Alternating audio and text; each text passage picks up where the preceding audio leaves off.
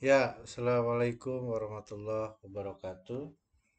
Teman-teman kelas penulisan ilmiah, kali ini saya akan membahas masalah eh, bagaimana penyusunan artikel ilmiah hasil pemikiran itu dari salah satu pekerjaan yang sudah dilakukan oleh teman-teman di kelas penulisan ilmiah yang saya ampu ya.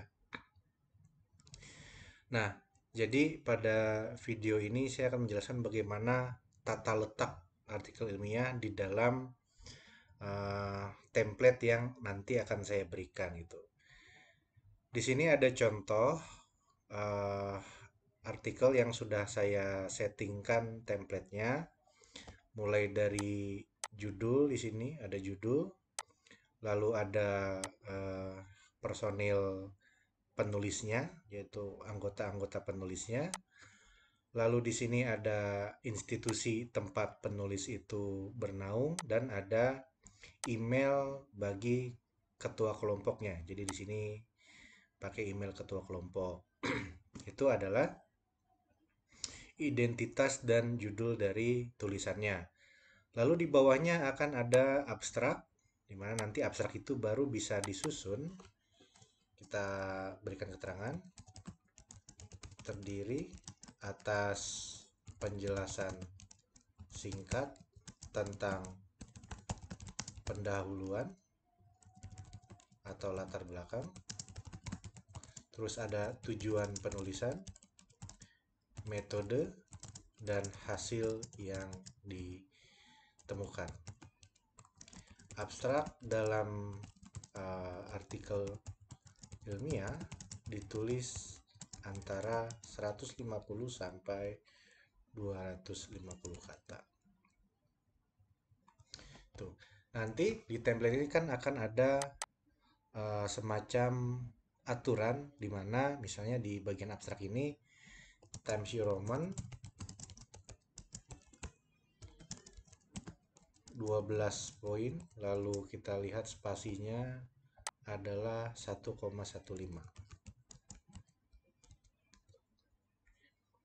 Nanti template ini adalah uh, file yang harus diikuti oleh setiap kelompok dalam menyusun artikelnya masing-masing. Nanti setelah abstrak akan ada kata kunci. Tuh ya, kata kuncinya nanti disebutkan apa saja akan saya jelaskan. Nanti kata kunci itu dipisahkan oleh titik koma.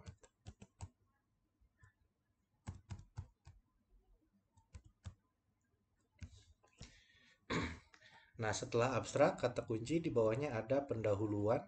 Jadi abstrak, kata kunci, pendahuluan. Nah, pendahuluan ini yang sudah saya instruksikan untuk disusun lebih dulu ya.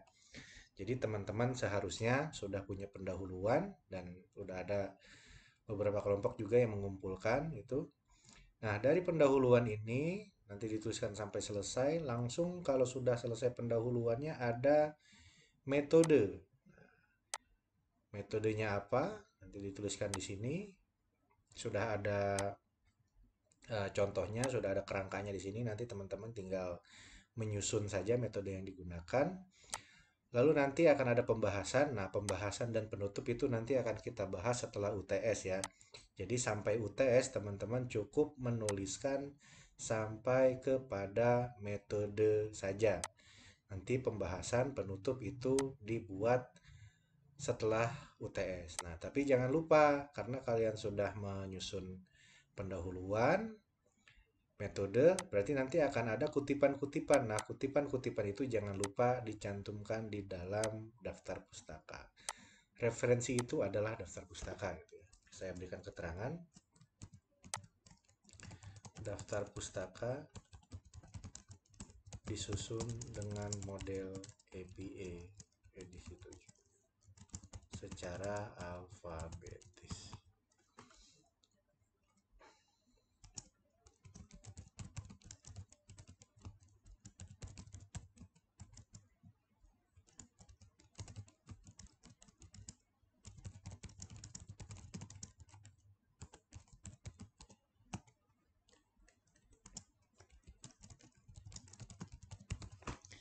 Sekarang kita mulai dulu dari pendahuluan. Nah, ini kan judul orang ya, judul orang. Nah, saya akan ambil sampel yang baru. Di sini saya ada satu contoh tulisan judulnya merancang desain karakter dua dimensi menggunakan aplikasi Ibis Paint X.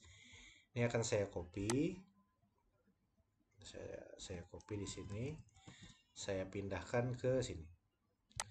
Ingat jangan lupa karena ini template kita lihat di template ini berapa ukurannya dia. Oh ternyata Times New Roman 12 bold dan rata tengah. Berarti kita pastikan ini akan mendapatkan aturan yang sama. Nah, berubah jadi Calibri kita ubah lagi jadi Times New Roman 12 dan hurufnya kapital semua. Seperti ini. Nah, udah masuk judulnya, kita lihat lagi siapa personilnya. Hoirunisa sampai Yasmin Sumaya. Kita copy, kita pindahkan ke sini dulu. Nah, ini kita enter ya. Dari sini, terus Febri, terus ini juga Suci juga kita enter. Jadi pastikan setiap anggota kelompoknya disertakan di dalam penulisan nama-nama ini. Nanti jangan lupa tuliskan NIM-nya berapa. NIM-nya tulis. Anggaplah ini NIM ya, saya nggak tahu NIM kalian berapa, jadi silakan dituliskan NIM masing-masing. Seperti itu. Kalau mau rapi pakai tab saja.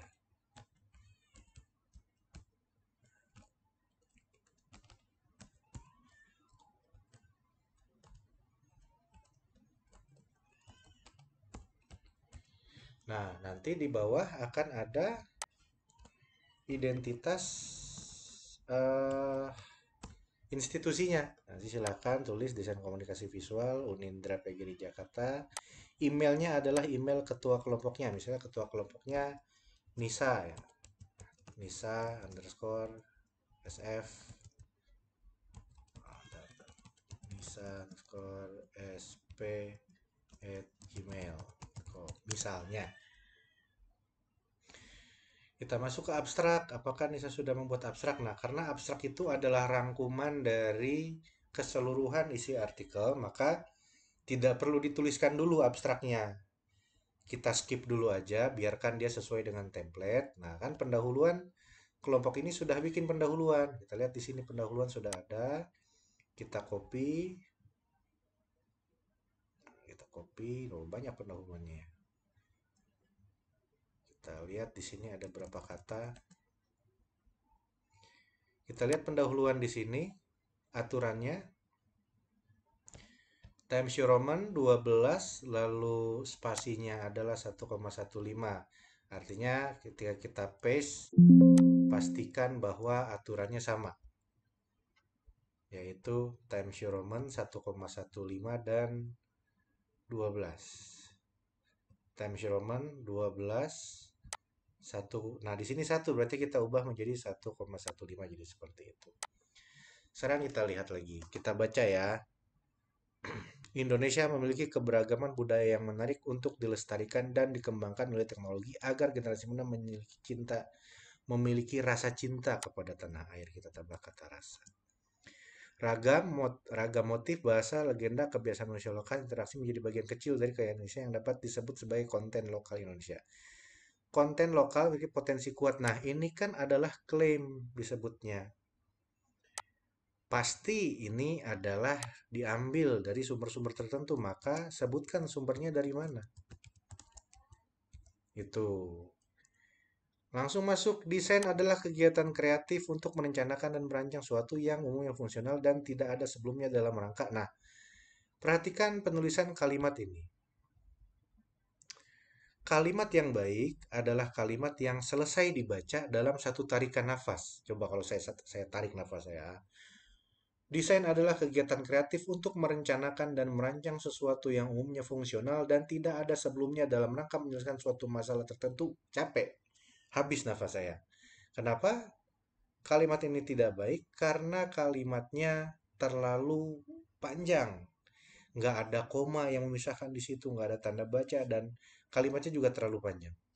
Harusnya disederhanakan aja. Misalnya, desain adalah kegiatan kreatif untuk merencanakan dan merancang sesuatu yang umumnya fungsional. Titik misalnya. Desain biasanya digunakan dalam rangka misalnya ya, dalam rangka misalnya suatu masalah tertentu agar bikin nilai lebih dan menjadi memiliki nilai manfaat bagi penggunanya. Kita lihat di sini, pilih yang ini kan adalah sumber, kita lihat nih. Ini kan adalah sumber dari pernyataan ini. Nah, karena ini adalah sumber dari pernyataan ini, maka titiknya jangan dipakai dulu, tapi titiknya setelah sumbernya di sini. Pilih yang, 2008 halaman 384. Secara teknis apa yang ditulisnya benar. Tapi kalau di apa namanya? Kalau di aplikasi-aplikasi Mendeley biasanya H aja gitu. H. Atau kalau misalnya pernyataan ini adalah bentuk parafrase, maka biasanya tidak menggunakan halaman, pilih yang aja misalnya, dan tahunnya. Seperti ini. Desain yang baik juga harus sesuai dengan kebutuhan masyarakat. Di spasi samping. Di samping itu penerima masyarakat menjadi kepada suatu desain haruslah kritis tanpa apresiasi yang kritis. Nah, di sini harusnya titik gitu. Di samping itu juga di sini harusnya koma. Penerimaan masyarakat tersebut kepada suatu desain harus kritis. Titik. Karena titik berarti ini harus kapital. Tanpa apresiator yang kritis dan akan terjadi pertumbuhan yang desain yang sehat. Ini kalimatnya nggak jelas. Silahkan nanti kelompoknya memperbaiki. Tapi yang pasti ini harus ada sumbernya. Karakter adalah ciri khas yang dimiliki oleh suatu benda atau individu. Ciri khas tersebut asli dan mengakar pada kepribadian. Judulnya apa sih? Merancang desain karakter dua dimensi menggunakan aplikasi. Langsung aja, harusnya langsung saja di pendahuluan bahas tentang desain karakter gitu. Desain karakter merupakan apa-apa. Jadi nggak perlu Indonesia memiliki keberagaman budaya yang menarik. Nggak ada kaitannya dengan desain karakter dua dimensi itu. Jadi penjelasan tentang Indonesia memiliki keberagaman budaya yang menarik itu nggak ada hubungannya sama judul kamu. Harusnya langsung aja desain karakter merupakan desain karakter saat ini perkembangan desain karakter seperti apa gitu. Jadi tidak bertele-tele gitu. Nah, harusnya dari sini langsungnya nih. Langsung aja dari paragraf keberapa nih? Paragraf keempat. Jadi di dalam artikel ilmiah beda sama penulisan disertasi, penulisan skripsi misalnya. Kalau penulisan skripsi betul-betul dirinci itu dari hal yang paling umum sekali. Tapi kalau artikel ilmiah langsung to the point misalnya. Desain karakter merupakan apa? Desain karakter itu mempertimbangkan apa? Nah, pada paragraf ini sudah benar nih. Jadi harusnya dimulai dari sini. Saya saya delete. Tuh. Tapi ini kan desain karakter adalah sebuah seni yang melibatkan penciptaan visual. Ini kan harus ada sumbernya. Dari mana dapat pernyataan ini? Selain aspek visual, desain karakter memperhitungkan bagaimana karakter juga ini juga dari mana dapat pernyataan ini. Dengan perkembangan teknologi digital yang memadai dan canggih, membantu masyarakat untuk para masyarakat. Para itu banyak, masyarakat itu banyak.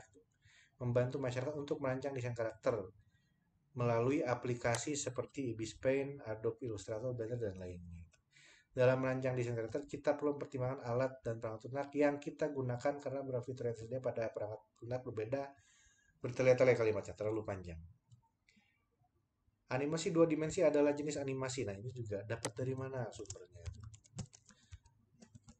Seperti yang saya bilang, artikel ilmiah itu padat akan sumber referensi, padat akan kutipan, banyak sekali kutipan-kutipan di dalam artikel ilmiah. Ini juga sumbernya dari mana? Perancangan karakter dua dimensi adalah proses merancang karakter dalam bentuk oke. Tapi di sini, di dalam eh, artikel ilmiah biasanya tidak digunakan poin-poin begini. Langsung aja dibuat paragraf itu. Langsung aja dibentuk paragraf. Jadi nggak dalam bentuk poin-poin satu 2 3 4 itu. Masuk ke Ibis Paint adalah bla bla bla ini menurut siapa? Sumber. Nah, menurut dia Ibis Paint adalah ini udah betul nih. Ini udah betul. Tapi poin satu 2 3 4 ini juga tidak digunakan di dalam artikelnya. Biasanya langsung berbentuk paragraf-paragraf aja. Urgensi dari perancangan ini adalah memberikan perancangan apa penulisan? Penulisan berarti ya. Urgensi dari penulisan penelitian ini adalah memberikan bekal. Oke, betul. Di sini industri kreatif tumbuh.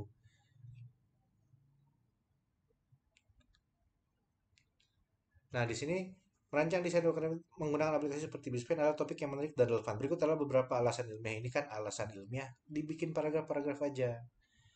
Nah, yang belum ada oleh kelompok ini adalah sebelum urgensi, adakah penelitian relevannya?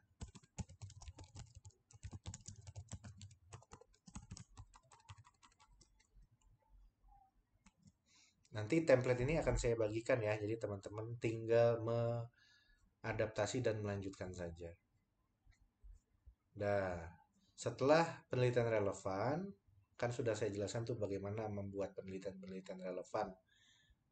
Judulnya apa, hasilnya apa, siapa yang buat itu, sumbernya harus dijelaskan secara detail. Lalu masuk ke metode. Di DKV, metode itu biasanya kualitatif ya. Makanya di sini metode yang digunakan dalam penelitian ini adalah kualitatif. Metode kualitatif adalah suatu. Nah, silahkan cari pengertian metode kualitatif.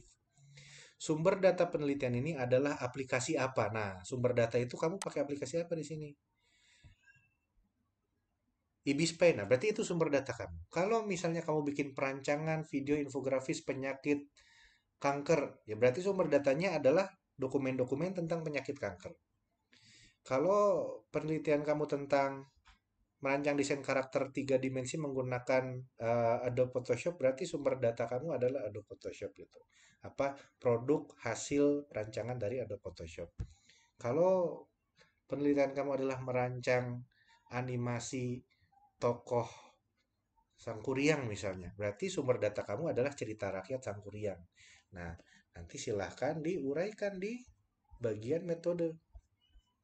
Setelah menjelaskan apa metode yang digunakan. Nah, di DKV kan biasanya menggunakan kualitatif tuh. Setelah menggunakan kualitatif, jelaskan kualitatif itu apa. Cantumkan sumbernya. Lalu sebutkan sumber data kamu apa. Karena penelitian ini tadi oleh kelompok ini adalah IBISPEN, ya berarti dijelaskan sumber data penelitian ini adalah aplikasi IBISPEN X misalnya.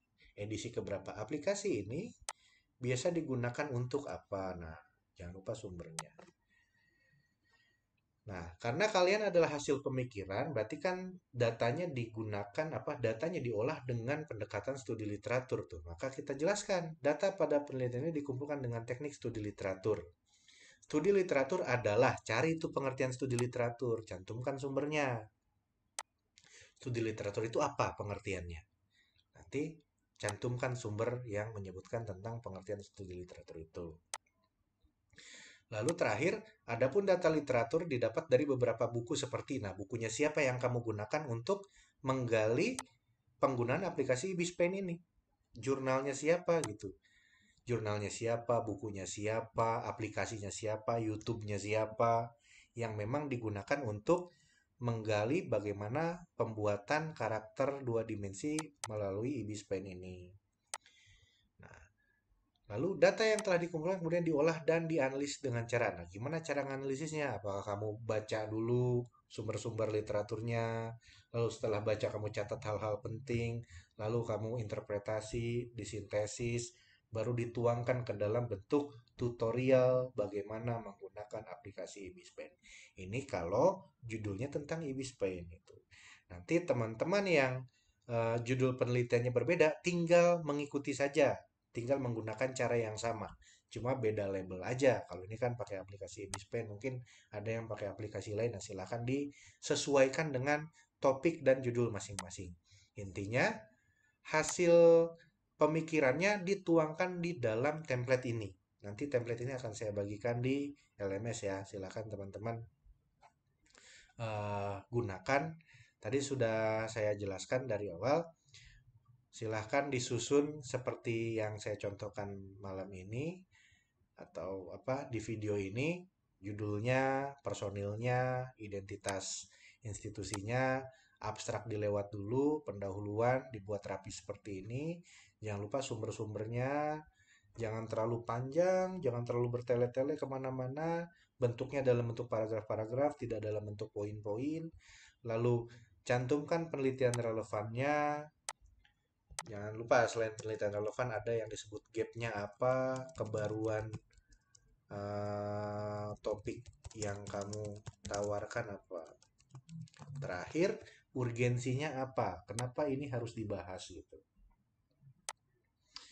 Lalu masuk ke metode, kamu susun metode. Metode itu biasanya nggak banyak kok, 2 sampai 3 paragraf aja, bahkan ada yang 1 paragraf. Karena cukup menjelaskan metodenya yang digunakan apa, sumber datanya apa, datanya dikumpulkannya bagaimana, lalu cara menganalisisnya seperti apa. Itu metode.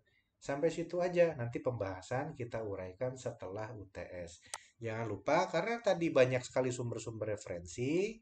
Di sini kan ada nih, paragraf pertama sumber, paragraf kedua sumber, paragraf ketiga juga ditanyain sumbernya. Nanti di sini juga ada sumber, di sini ada penelitian relevan, apalagi pasti akan mencantumkan banyak sumber. Di sini ada Ari Kunto, di sini ada Bambang, di sini ada Moleong. Semua sumber kutipan itu harus dituliskan secara detail di bagian referensi. Nah, karena minggu depan itu sudah masuk UTS, teman-teman, jadi silahkan dikerjakan di template ini. Nih, saya jelaskan ya langkah berikutnya apa yang harus teman-teman lakukan di mata kuliah ini.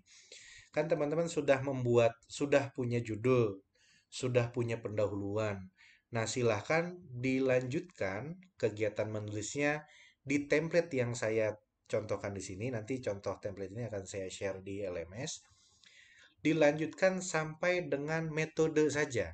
Jadi pembahasan dan penutupnya nanti setelah UTS. Jadi buat judul, identitas penulisnya siapa aja, kampusnya, lalu pendahuluannya dilengkapi, lanjut metodenya dibuat. Setelah metodenya dibuat, lalu jangan lupa cantumkan referensinya dari mana aja. Itu aja ya. Jadi susun identitas penelitiannya, pendahuluannya, metode, dan daftar pustaka. Kapan ini dikumpulkan? Dikumpulkannya adalah bersamaan dengan ujian tengah semester. Jadi bersamaan dengan pengumpulan ujian tengah semester. Kenapa kok bersamaan dengan ujian tengah semester? Karena soal-soal UTS juga nggak jauh berbeda dengan apa yang kamu tulis ini. Jadi kalau artikel ini ditulis sampai metode, nanti UTS-nya juga kamu pasti bisa menjelaskan atau mengerjakan UTS-nya dengan baik. Karena UTS-nya akan bertanya seputar artikel yang disusun. Saya ulangi, UTS-nya akan bertanya seputar artikel yang disusun. Itu saja teman-teman. Jadi hanya yang nonton video ini yang bisa tahu apa langkah selanjutnya untuk tugas penulisan ilmiah ini. Demikian, terima kasih. Jangan lupa disusun identitasnya, pendahuluannya, metodenya, dan daftar pustakanya. Nanti dikumpulkan bersamaan dengan UTS. Jangan lupa juga ditulisnya di template yang saya share di LMS. Templatenya adalah yang saya tampilkan saat ini. Terima kasih. Assalamualaikum warahmatullahi wabarakatuh.